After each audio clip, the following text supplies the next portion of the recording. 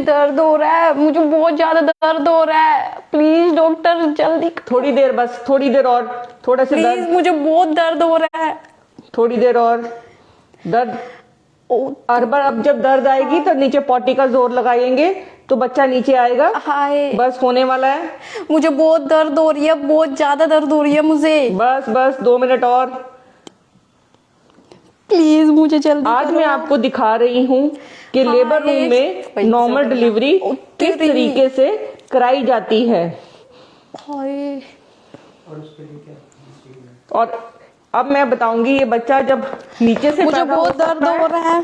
हो गया।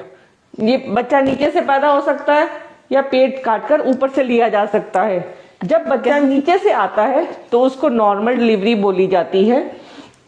आपकी डिलीवरी नॉर्मल हो, बच्चा नीचे से आए, आप 2 घंटे में घर चले जाएं, इसके लिए आज मैं बताऊंगी आप क्या खाएं, क्या ना खाएं, क्या सावधानियां बरतें और कैसे तैयारी करें ताकि आपको ये डिलीवरी नॉर्मल हो जाए। मैं डॉक्टर सोनम, मैं आपको ये बताना चाहती हूँ कि डिलीवरी आपकी नॉर्मल बड़े आराम से 95% चांस है कि आपकी डिलीवरी नॉर्मल हो जाएगी। उसके लिए आपको जब गर्भावस्था होने से पहले कुछ तैयारी करनी है। आपका खून पूरा होना चाहिए, आपकी कोई बीमारी हो उसका इलाज होना चाहिए, आपको 3 महीने के लिए फॉलिक एसिड खाना चाहिए।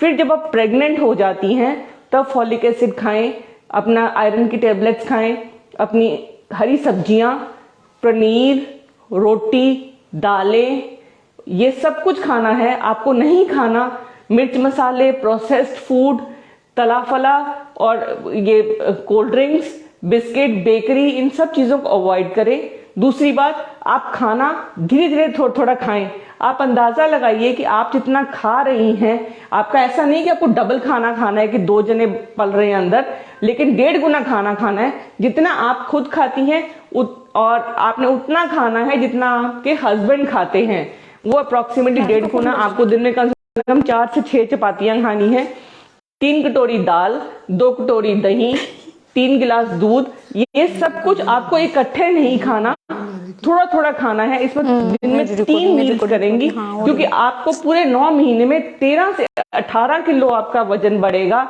अगर आप अपने खाने पे ध्यान देंगी, क्योंकि खाना ही एक ऐसा चीज है जो बच्चे को पालेगा। इसके अलावा आपको क्या करना है, आपको एक्सरसाइज रेगुलर करनी है। एक्सरसाइज करने के लिए 2 एक्सरसाइज बहुत आसान है आपके लिए, एक बटरफ्लाई और एक कैमल कैट पोज और एक धनुष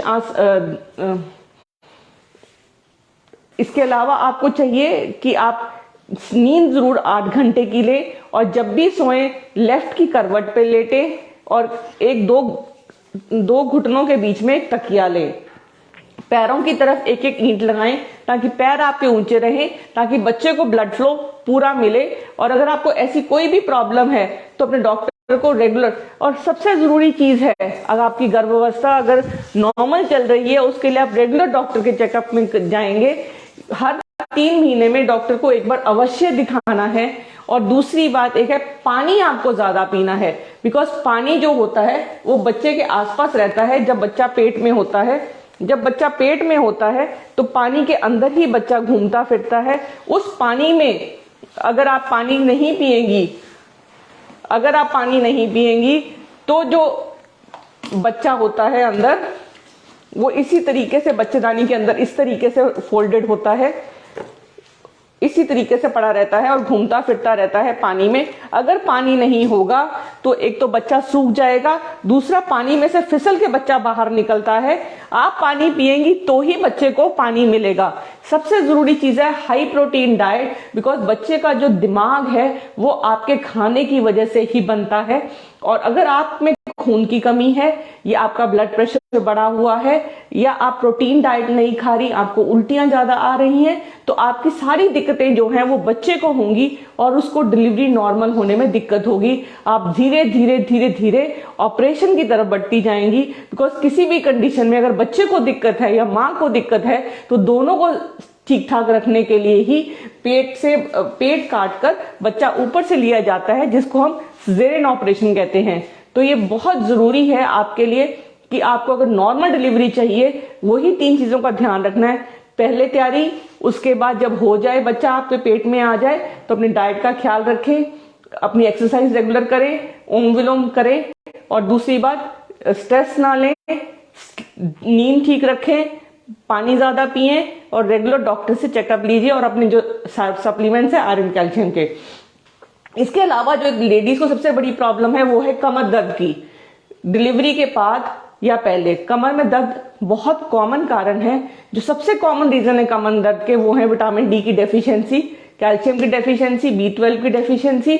इन सब के आप सप्लीमेंट लेंगी। दूसरा, अपने यूरिन में अगर कोई भी इन्फेक्शन है, जब बच्चा टाइम से पहले आने की कोशिश करता है तब आपको कमर में दर्द होता है, तो इसका इलाज अवश्य कराइए, बिकॉज ये एक वार्निंग साइन है। इस वार्निंग साइन से बचने, वार्निंग साइन जो बच्चा टाइम से पहले आने का, प्री टर्म बर्थ को बचने के लिए जरूरी है कि आप अपनी प्रेगनेंसी को सेफ रखने के लिए कमर दर्द को ये मत समझिए कि नॉर्मली होता है। नॉर्मल प्रेगनेंसी में कमर दर्द नहीं होता। अगर कमर दर्द है तो इसका इलाज अवश्य कराएं। अगर मैम आपसे मिलना तो करवा, अगर आपको कोई भी प्रॉब्लम है तो आप इस नंबर पर डायल करके करनाल प्लस के थ्रू अपॉइंटमेंट ले सकते हैं। डिलीवरी से पहले, डिलीवरी के ड्यूरिंग, डिलीवरी के बाद कोई भी प्रॉब्लम है किसी भी प्रकार की, मैं doctor Sonam Karnal plus channel के